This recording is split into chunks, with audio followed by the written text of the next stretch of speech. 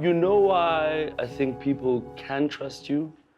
Is because even your look these days and your personality has changed with everything you've done and with everything you've sort of endeavored towards. It's kind of had an impact on you as well. So this means it's a personal journey. Yeah, absolutely. You know, when Akumza died, I mean, you were there. Yeah. We did the broadcast together, the funeral package together.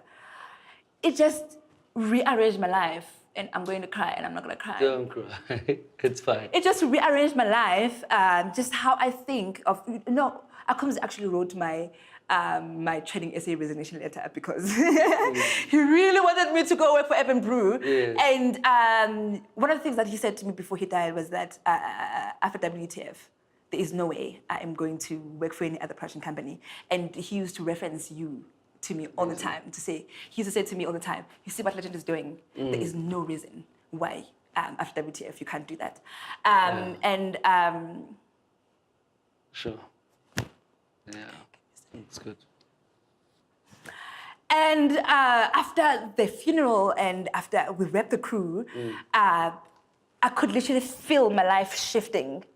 And I had to literally take it from the beginning and just ask myself, who am I? What do I want? What does it mean when I say I'm a human? And which is why I did this tattoo, humanist, feminist. I had to literally go back to the basics of who is Sive? And when I say, and I had to be grateful for my creative energy. I had to literally, because life goes by and so fast. You're doing crazy, you're doing Spread Sunday, you're doing this, you're doing WTF.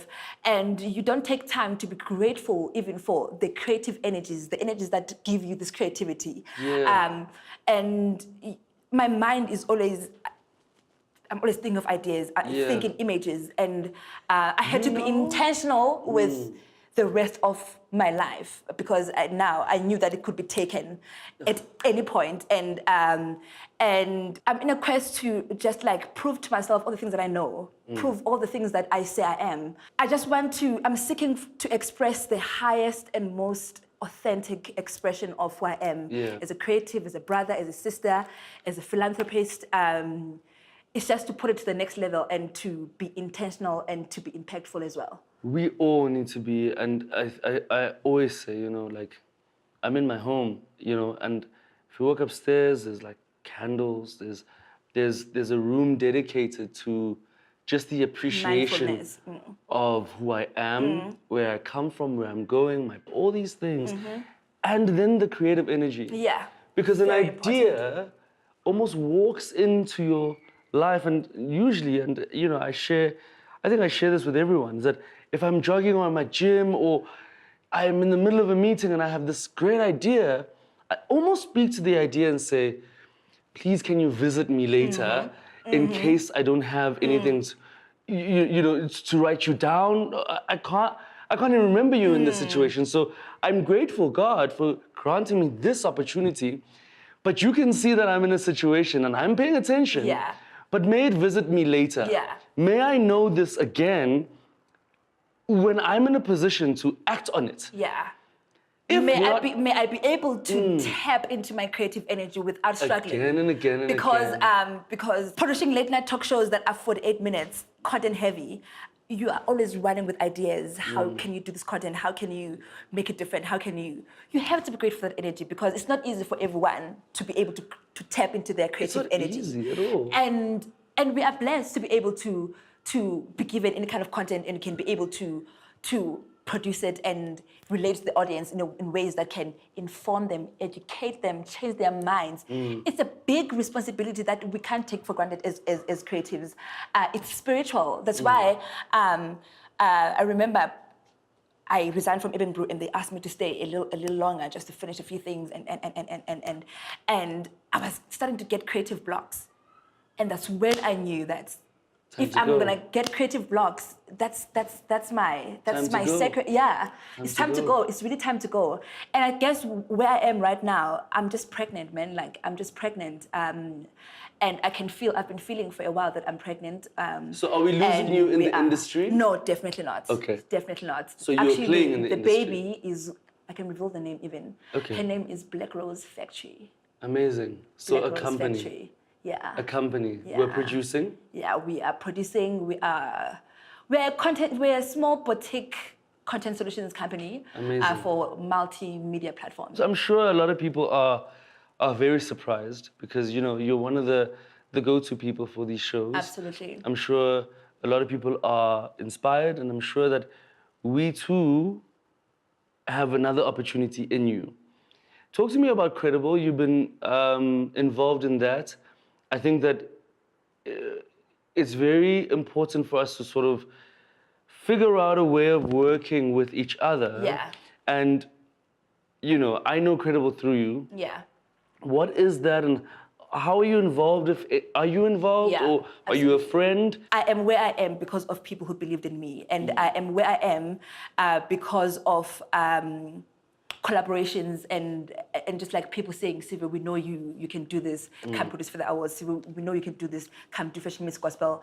And really the idea behind Credible is that they are trying to it's an online recognition tool for creatives, because sometimes we need a space where we can just talk. So it's almost like vent sometimes, yeah. because the problems are way too big, and if we can have a space where we can just talk as freelancers, as creatives, as people as people yeah. in the industry. And I love that ability that Credible provides for creatives to just feel like you are important.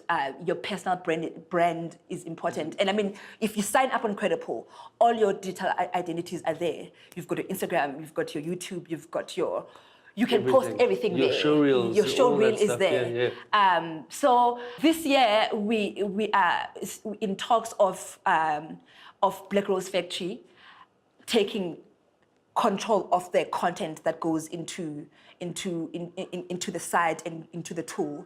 Very exciting stuff. Amazing. Has it been for you a profitable journey? It has been. We can never say we have enough money or we are paid. Well, I sit on the other side. That's why I'm asking. Like, I have enough money. It was just enough for me.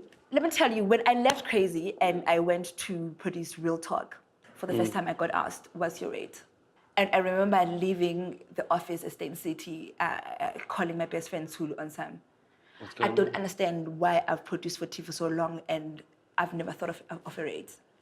And that question changed my entire outlook on how I view myself as a producer, because here I was, people asking me, so payday is a few weeks away, and I don't know what you guys discussed, but I need your rate. And I'm like, what is this? Your daily rate? My daily rate? Yeah, your daily rate. So take your daily rate and times it by 12, and I'm just like. So for the first time, I had to, and it goes back to that mental. You know, sometimes poverty becomes mental, where you're just grateful for everything. You are just like, everything's an opportunity, because you are just grateful to have a paycheck, to be able to pay for your car and for your house. And when I had that conversation, it just changed how I look at myself as Sive. And also like this, we need to be unapologetic legend here. Like, I just feel like creatives in this industry are not respected enough. And we have to take control of it. It's because we don't respect each other. So if Legend walks into the room, Lorna. Yeah. If Sive walks into, my God, whatever. Yeah, I mean, that needs to stop. We all need to come together. We all need to fight one cause. We all need to be able to figure out a way that we can all move as individuals, but together. Yeah, it's very important. Together. This is amazing. Thank you. Thank you so much. Thank you. You're amazing.